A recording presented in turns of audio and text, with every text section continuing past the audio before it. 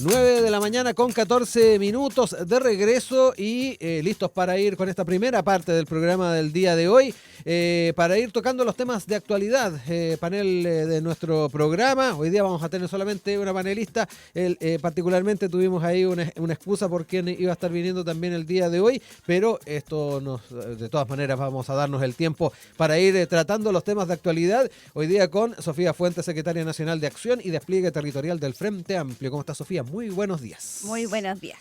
Oye, entramos en materia de inmediato y particularmente con todos estos antecedentes que han venido de la mano de la presencia del presidente en esta cumbre de los BRICS. Obviamente se trataron muchas temáticas en lo que tiene que ver con el multilateralismo. Él lo planteó sin ir más lejos dentro de su intervención al alero de este encuentro que obviamente se desarrolló hasta el día de ayer, pero además sirvió para ir generando agenda e ir cerrando algunos compromisos que se habían planteado en su momento ante la Asamblea General de las Naciones Unidas y que tiene que ver con esta cumbre internacional por la defensa de la democracia. De hecho, el canciller Alberto Van Claveren adelantó que la cita está programada para el próximo 21 de julio y que ya están confirmados algunos mandatarios. Luis Ignacio Lula da Silva de Brasil, dueño de casa, sin ir más lejos en los BRICS, Yamandu Orsi de Uruguay, Pedro Sánchez de España, son algunos de los que han ya confirmado. Se está a la expectativa que pasa también con el presidente Petro de Colombia, pero por lo pronto hay bastante atención en torno a lo que va a ser el alcance de esta reunión. Cito algunos conceptos que dejó entrever el canciller, sin ir más lejos. Es una reunión que se acordó en la primera reunión de países progresistas que se celebró en los márgenes de la última Asamblea General de la ONU, en la cual participaron cerca de 20 jefes de Estado, de gobierno de distintos países. Recordó que en esa ocasión Chile ofreció la posibilidad de realizar un encuentro de reflexión sobre los desafíos que enfrenta la democracia entre esa reunión que se celebró. Y de esta manera sostuvo que el encuentro servirá de insumo para la próxima reunión plenaria en el marco de la Asamblea de la ONU que se va a estar realizando en septiembre. Es un ejercicio de reflexión sobre los desafíos que enfrenta la democracia y un aporte y un insumo que se va a presentar justamente en esta reunión más plenaria que se va a celebrar en septiembre. Parte de los elementos que nos compartió el canciller y que nos invitan además, Sofía, a conversar un poquito no solamente de la relevancia que puede tener un encuentro de estas características, no solamente para el progresismo, sino que para la política, cuando se trata de defender la democracia, pero lo otro importante es el legado que va dejando el presidente Boric a meses de que entregue la banda presidencial. Te dejo esos dos puntos porque me imagino que eso son elementos importantes que se tienen en cuenta a la hora de generar estas instancias. Sí, mira, lo primero es que creo que se ha dado un contexto de harto debate por la asistencia del presidente al BRICS. Sí. Tuvo como la previa y finalmente también lo que pasó ayer con las declaraciones de Trump, que señaló este elemento de subir el arancel a los países que fueran partícipes de este organismo. En el caso de Chile, el canciller lo aclaró. Y señaló de que esto no afectaba a Chile en caso de que existiesen dudas de que podría ser una parte negativa de la asistencia del presidente. Y en ese contexto creo que lo que se sigue instalando por parte del presidente Boric durante su periodo de mandato ha sido la participación y la idea de una política exterior multilateral, que sabemos que ha sido el eje y que también viene desde antes de la tradición chilena de tener relaciones con diversos países y también ir generando diversas alianzas económicas, que es hoy día lo que está sobre la mesa con mayor fuerza por esta disputa de los países más grandes, claro, por la hegemonía económica en este mundo globalizado. Y en ese contexto creo que se ha dado algo muy importante porque Chile, al ser un país chico, dentro del contexto, por supuesto, internacional y de los países con los que estamos conversando, ha logrado plantear una posición que ha sido muy marcada respecto a la defensa de la democracia y de los derechos humanos. Y esta posición el presidente la ha manifestado en diversas situaciones, con países que él ha criticado directamente, de hecho ayer también volvió a pasar, y al mismo tiempo lo ha hecho con por ejemplo, declaraciones por la situación que se ha vivido con Estados Unidos, con Trump, al tener esta posición absolutamente unilateral, en el fondo, sobre Estados Unidos. Entonces, en ese marco, ha logrado instalar esta política y hoy día lo que él hace es plantear y hacer esta convocatoria, que finalmente fue un acuerdo de la última asamblea, pero que finalmente también hay un impulso importante y un liderazgo del presidente Boric en lograr convocar esta cumbre de la democracia en Santiago, y creo que va a ser una señal muy importante, porque finalmente, como lo decía anteriormente, a pesar de que Chile sea un país pequeño, ha logrado tener una posición a nivel internacional en términos de relaciones internacionales, y ha logrado plantear una línea importante, que es la que te comentaba anteriormente sobre la democracia y los derechos humanos.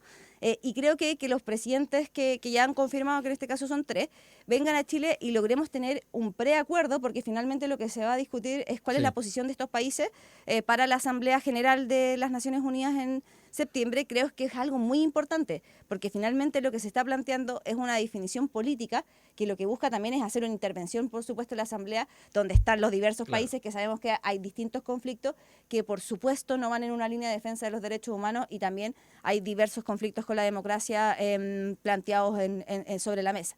Entonces, finalmente, Chile hoy día ha logrado posicionarse, ha logrado plantear una política exterior que permita tener elementos sobre la mesa, y también ha estado sobre la mesa la conversación directa finalmente con Lula da Silva, que yo diría que otro de los grandes liderazgos hoy día de Latinoamérica. Entonces, me parece que estamos en una muy buena situación en términos de relaciones exteriores, y creo que fue un acierto ir al BRICS. Yo siempre lo defendí, pero creo que finalmente se logró que el presidente pudiese mostrar ir a poner su posición con los organismos internacionales y con los otros países, finalmente, que es lo que pasa ahí, y también tener nuevas alternativas económicas, que finalmente el BRICS es un acuerdo que se plantea desde esa perspectiva en una primera instancia. Sí, entrando un poquito, yo quiero además hablar un poquito de los BRICS en un momento, pero quedándonos en lo que es este encuentro, esta cumbre que se va a estar desarrollando en Santiago durante este mes, y particularmente lo que tiene que ver con el progresismo, el color político de cada uno de estos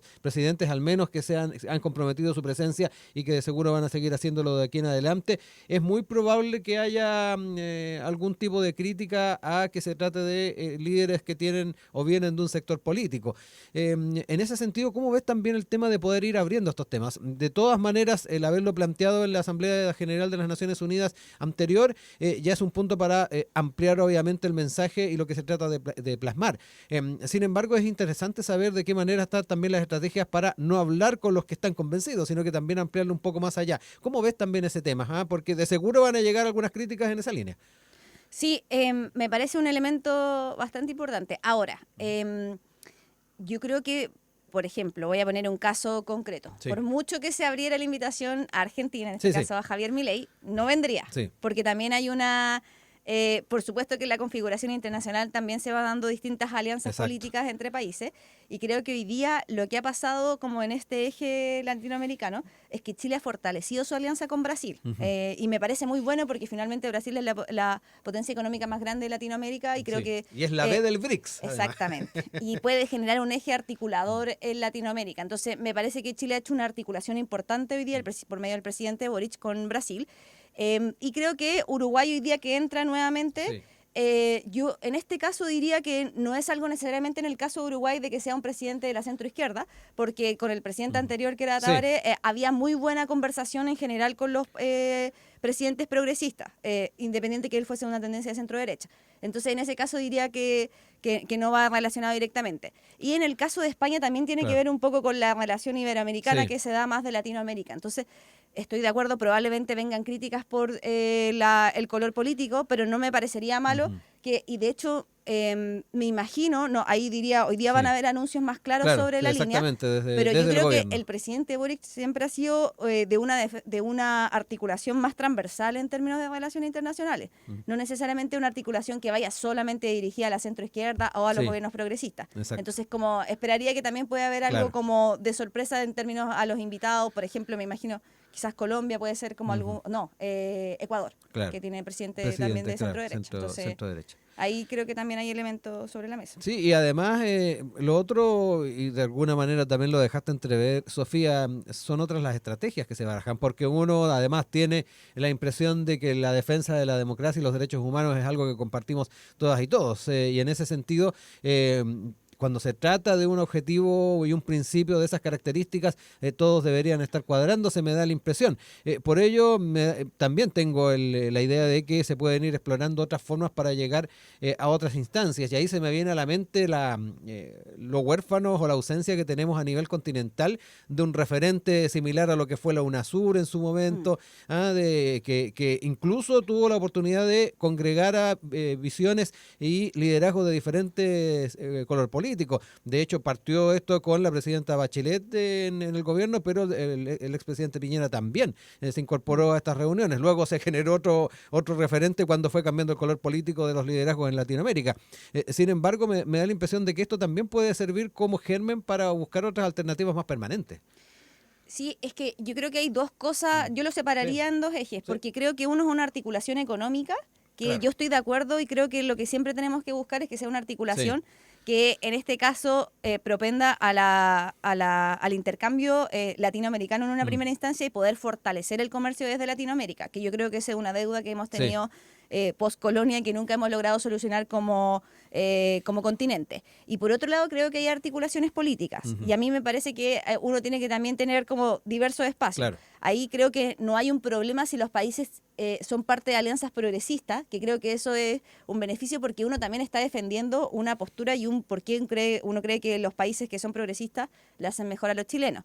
Pero por otro lado, por eso te decía, creo que es importante separar y tener las dos aristas, que existen alianzas políticas y creo que tienen que haber articulaciones, y por otro lado las articulaciones económicas. En el caso del BRICS, yo creo que ahí hay como elementos que uno podría identificar que son más transversales, pero también la orientación de los partidos, o sea, de los países que son parte, son más también del progresismo, si uno lo quiere entender así. Entonces creo que ahí hay un elemento que quizás falta, que es cómo articulamos Latinoamérica en conjunto, porque también hay de diversos colores políticos, pero articulamos un eje que permita efectivamente tener una economía como conjunta y pensar como un modelo hacia el futuro, sobre todo en este contexto de pelea y de diferencia internacional. Pero creo que igual hay liderazgos que lo ponen difícil, sobre todo estoy pensando mayormente en Argentina, que creo que pone muy difícil una articulación. De hecho, él ha sido reacio a tener cualquier tipo de conversación un poco más allá con los países vecinos, en este caso Brasil y Argentina, o sea, Brasil y Chile. Entonces, pero creo que sí hay voluntad de otros presidentes de poder generar esta articulación. Entonces creo que va dependiendo mucho del contexto y del momento político. Entonces me parece que en algún momento deberíamos llegar a tener una capacidad y también un acuerdo político que vaya más allá de pensar en cómo solamente nosotros nos articulamos con los países, por ejemplo, lo que está haciendo Argentina hoy día solamente con Estados Unidos, es absolutamente dependiente de la política, no solamente de la economía estadounidense. Entonces eso es un problema, porque finalmente uno le está entregando toda la capacidad de tomar definiciones y de lo que va orientando el propio país. Claro, que además hay desafíos y amenazas comunes para todos nuestros países y en ese sentido sería bueno el poder ir generando una instancia que vaya más allá de lo estrictamente ideológico. Oye, vuelvo a los BRICS, que de alguna manera también lo dejaste entrever, lo planteaste sin ir más lejos en lo que tiene que ver con este canal más económico a la hora de ir buscando alternativas, multilateralismo, buscar además otras canastas para los huevos, como se dice ahí coloquialmente. Me interesa saber también cómo lo está observando eso, el incorporarse y particularmente tener conversaciones con los BRICS, aún no como miembro, que eso también se ha dejado presente, y eso ha traído también consigo algún grado de resquemor desde la oposición, si efectivamente es conveniente o no sumarse a un referente de estas características o involucrarse con un referente de estas características. Algunos también han hecho mención de que hay integrantes como el caso de Irán, que tiene ahí una situación a nivel país donde se violan derechos humanos, también en lo que tiene que ver con lo que pasa con particularmente las mujeres en Irán. En varios paneles incluso ha sido planteado por algunos integrantes o quienes vienen también del mundo de la oposición. ¿Cómo ves también ese universo, ese elemento que tiene que ver con los BRICS? Sí, primero, como voy a volver al punto que me parece importante, porque creo que ayer surgieron muchas voces que empezaron a justificar el por qué el presidente no debiese haber ido a los BRICS por el tema de Trump y su amenaza con esta alza arancelaria de un 10%, y que ya fue aclarada de que en el caso de Chile eso no va a afectar porque Chile no es parte de los BRICS como tal, solamente fue un miembro invitado en esta pasada. Entonces creo que eso igual es importante porque finalmente se va generando una instalación falsa y la gente empieza, por supuesto, a tener temor. Si todo el mundo se mueve por noticias que no necesariamente son verdaderas. Entonces eso me parece que es importante que también lo vayamos aclarando y el canciller ayer fue súper claro. Eso desde un primer punto. Lo segundo es que creo que efectivamente en el BRICS hay una diversidad de países.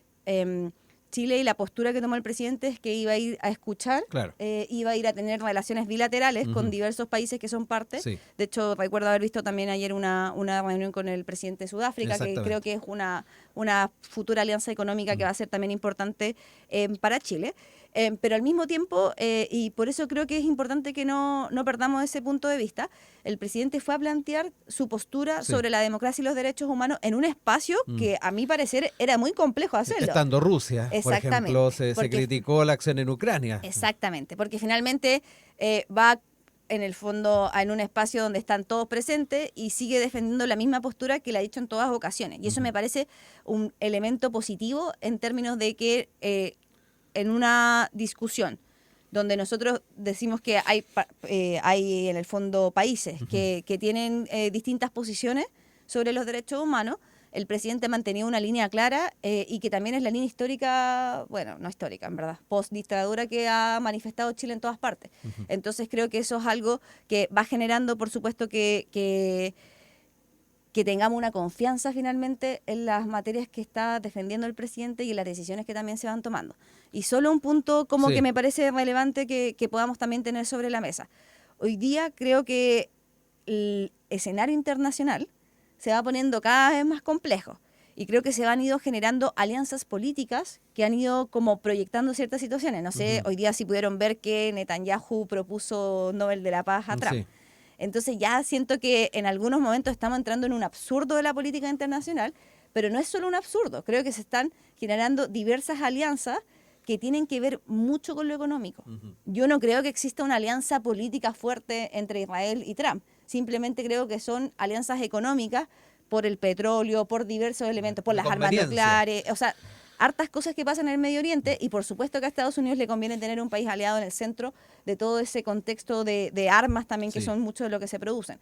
Entonces creo que tampoco tenemos que ser ciegos en nosotros en decir como no podemos hablar con nadie, tenemos que depender solamente de que nuestra economía, que es mucho más inestable en términos de su magnitud, no vayamos a afectar, no vayamos a tener una disputa con nadie, y creo que eso hoy día va a ser cada vez más un problema. Yo lo dejo porque para adelante el desafío de Chile va a ser como tradición multilateral, como nosotros vamos generando acuerdos que sean convenientes, pero no solamente de dependencia, porque yo creo que ahí está el problema cuando nosotros ponemos una alerta sobre la mesa, porque Trump amenaza, ¿y qué pasa? Entonces tenemos que decir, ya no, vamos atrás, no tenemos conversaciones con otros países porque creemos que vamos a tener un problema con uno de los imperios, en este caso económico. Entonces eso creo que va a ser un problema para adelante. Y quien venga en la presidencia, que espero sea Janet Jara, va a tener un desafío en materia de relaciones internacionales, porque el mundo se va a poner cada vez más complejo, sobre todo porque los intereses económicos son cada vez más a la vista de los países que en este caso son potencia económica. Ya son las 9 de la mañana con 36 minutos. Estamos de regreso junto a Sofía Fuentes, secretaria nacional de Acción y Despliegue Territorial del Frente Amplio, acá en nuestro panel de Enlace USACH. Nos cambiamos de tema, nos quedamos en la política interna y particularmente todo lo que al menos se está proyectando con miras a la primera vuelta. En ese sentido, importante saber de qué manera va articulando la oposición sus propuestas en torno a esta próxima etapa en el calendario electoral y de qué manera también se van a estar planteando las estrategias con miras a competir con Janet Jara. De alguna manera ahí, Sofía, me da la impresión que al menos en esta primera vuelta los candidatos de la oposición están como en dos flancos, lo que tiene que ver con el diferenciarse, disputarse el electorado de centro derecha y de derecha también más extrema. También ese porcentaje que no marca una preferencia habitual, que es un poco bisagra, que hemos podido encontrar en estas últimas elecciones, particularmente con el voto obligatorio. Pero además está también el tema de poder hacer los contrapuntos con Janet Jara en esta primera vuelta. Y frente a ello, cada uno de los elementos que se vayan tomando en cuenta va a ser relevante verlos en contexto y que de seguro también en la interna de la coalición que se formó con miras a esta presidencial, me imagino que también lo están manejando. Y particularmente me quiero quedar con este concepto que se ha hablado bastante en estas últimas semanas, que es el anticomunismo, y donde hay algunos liderazgos desde la oposición que están mirando con un poco de inquietud a aquello. Y me refiero particularmente la mirada que ha planteado Cristian Monkeberg de Renovación Nacional. Esto lo planteó en un foro en Radio Cooperativa, sin ir más lejos, donde enfatizó que la otrora ministra del Trabajo ganó la primaria siendo comunista, desestimando la pirotecnia en torno a la suspensión o renuncia a la militancia. Matei tiene el desafío de poner en la mesa de que hay dos proyectos, el de Carta Oficialista y de José Antonio Kast, irreconciliables. Es otro de los puntos que se plantearon en este contexto, en este caso por Claudio Arqueros de la UDI. Pero me quiero quedar un poco con eso, Sofía, el tema de la mirada que se está dando desde la oposición a la candidatura de Janet Jara, y cómo cualquier elemento que en años anteriores o elecciones anteriores podría haber sido complejo de sacar adelante una candidatura, hoy por hoy pareciera que no es tema. Quedémonos con eso, ¿eh? ¿Cómo lo han estado barajando? Me imagino que todavía se está trabajando en el tema parlamentario, también en el tema del programa que se va a estar presentando para primera vuelta, pero la estrategia y la posibilidad de que este tipo de conceptos aparezcan en la campaña son ciertos.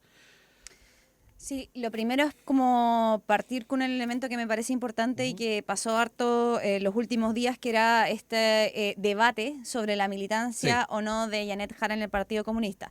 Y creo que ayer ella fue súper enfática en señalar que eso era una decisión personal que solamente le iba a tomar ella en términos de su participación, y dijo que ella era militante del Partido Comunista y que la gente la había elegido en la primaria sabiendo esa militancia, con lo cual yo estoy muy de acuerdo. Creo que ella ha sido muy clara en decir como no voy a cuestionar hoy día un elemento que la gente ya sabe de ella. Sí. Y eso es algo que está sobre la mesa y que creo que es importante que ella misma lo transparente.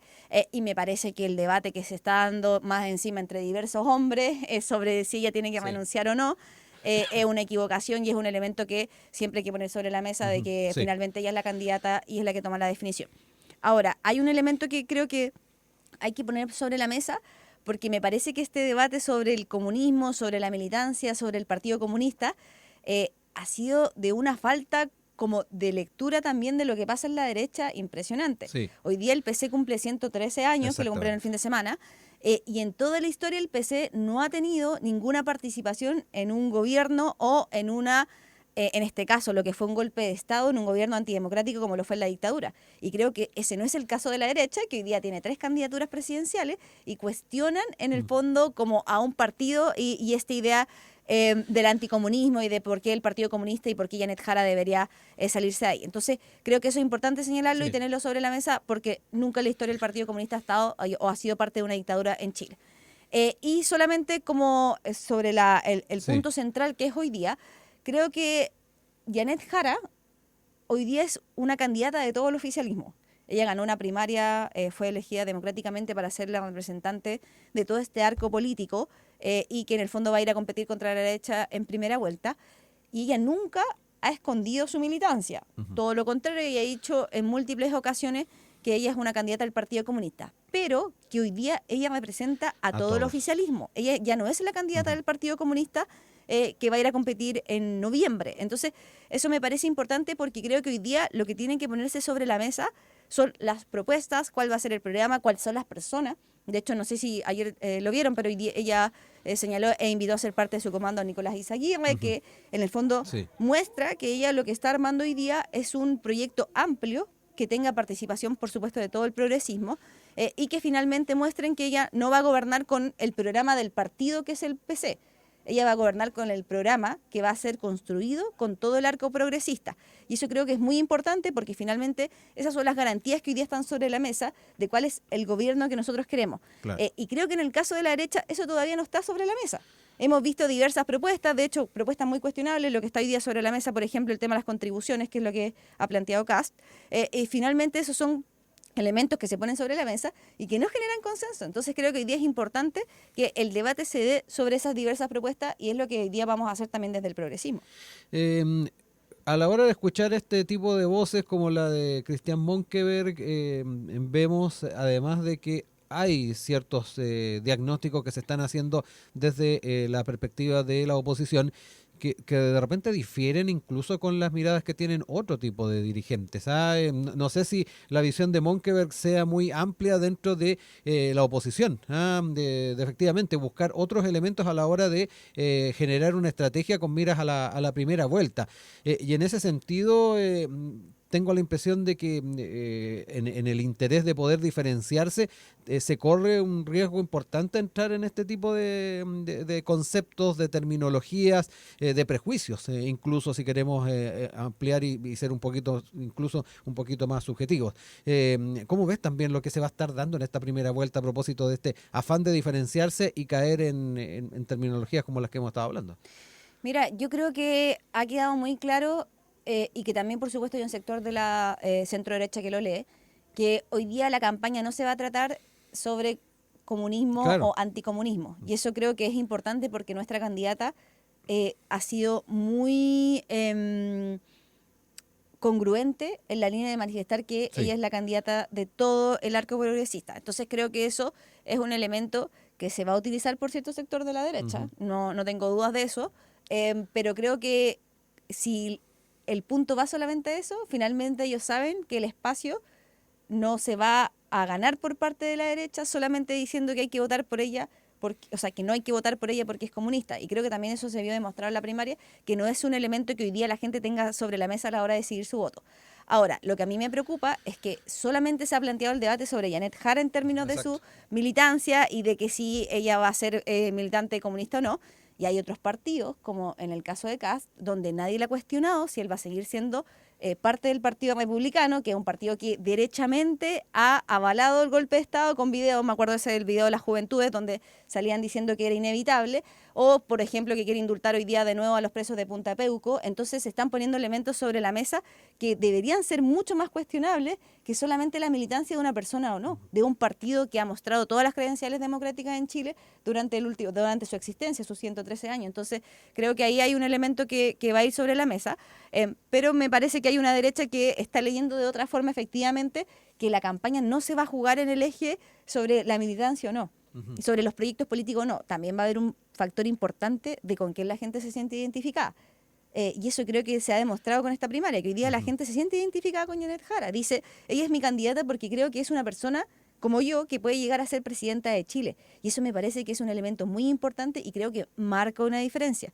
Y que es de la misma, en el fondo ya salió de la misma clase social que la mayoría de las chilenas y chilenos. Y Sí. está en la posibilidad de ser presidenta de todo. Entonces, Sofía, ya yendo un poquito más en la interna, no solamente de ustedes como Frente Amplio, sino que además de las fuerzas políticas que impulsaron esta primaria y que finalmente van a estar detrás de la candidatura de Janet Jara.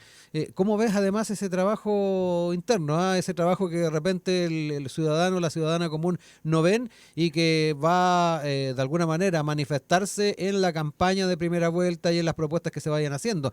Yo creo que también se está mirando con atención cómo va a quedar confeccionado ese programa que se va a presentar previo a esta primera vuelta. sí, yo creo que hoy día estamos, bueno, post primarias, Sí. los partidos. Todavía analizando. Sí, de hecho hoy día nosotros también tenemos nuestra instancia de análisis político del Frente Amplio, que va a ser un comité central.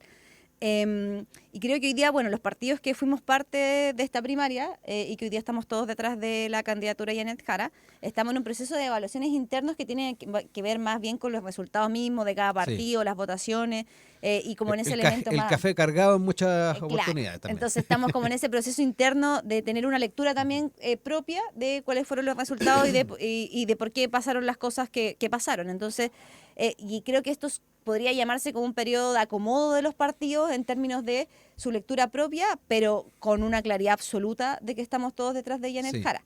Y creo que se va a iniciar prontamente un proceso donde se van a abrir las conversaciones de los diversos temas, porque finalmente un programa se construye Exacto. partiendo, no sé, voy a poner ejemplos muy sobre la mesa, pero el tema del feminismo, el proyecto económico que yo creo que hoy día es central de lo que vamos a ir a defender la primera vuelta y que también han sido elementos que están sobre la mesa de cómo uno va formulando un proyecto económico amplio, no solamente con uno de los partidos. Entonces creo que esos son cosas que están sobre la mesa y que en el fondo van a empezar a abrirse recién. O sea, la semana pasada existió esta reunión de Claro.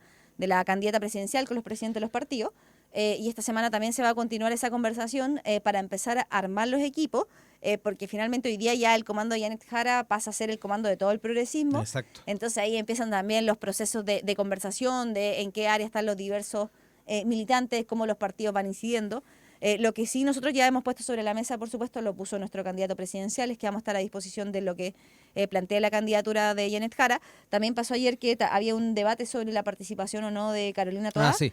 pero ella salió a señalar que va a estar a disposición de la campaña, porque finalmente hoy día sabemos que se necesita todo el arco progresista. Y hay un elemento que también creo que se ha dado harto los últimos días y que me parece muy importante, que es la conversación, en este caso que se tiene de Janet Jara o del mundo del progresismo con la democracia cristiana, que yo creo que está en un proceso de debate mucho más profundo en términos de que tienen que tomar una decisión si van a ser o no parte de esta alianza progresista, porque creo que hay un elemento que me parece importante. Se ha planteado la posibilidad de que ellos sean parte de la lista parlamentaria unitaria, más no apoyar a nuestra candidatura presidencial. Y yo creo que eso sería un error gigante por parte del progresismo aceptar algo así. Me parece que si uno es parte de una lista parlamentaria que finalmente lo que hace es acompañar la candidatura presidencial, porque son elecciones complementarias, tiene que ser con la misma candidatura presidencial. Si hoy día estamos todos detrás de esas porque es la candidata que va a representar al oficialismo. Entonces creo que en ese debate también se encuentra hoy día, Janet Jara se ha juntado también con los diversos liderazgos de la democracia cristiana, que han señalado ya públicamente que creen que tiene que ser la candidatura de la ADC.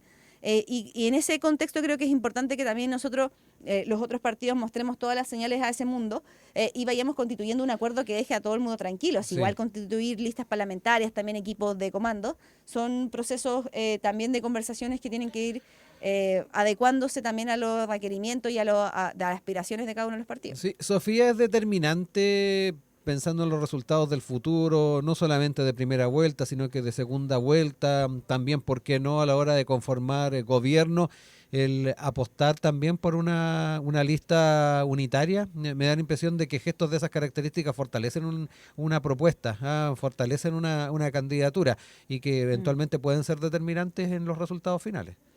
Mira, nosotros hemos defendido la lista parlamentaria única con mucha fuerza desde el Frente Amplio. Yo diría que hemos sido el partido que más la ha defendido durante hartos meses, que en algunos momentos nos encontramos más solos que acompañados en esa defensa.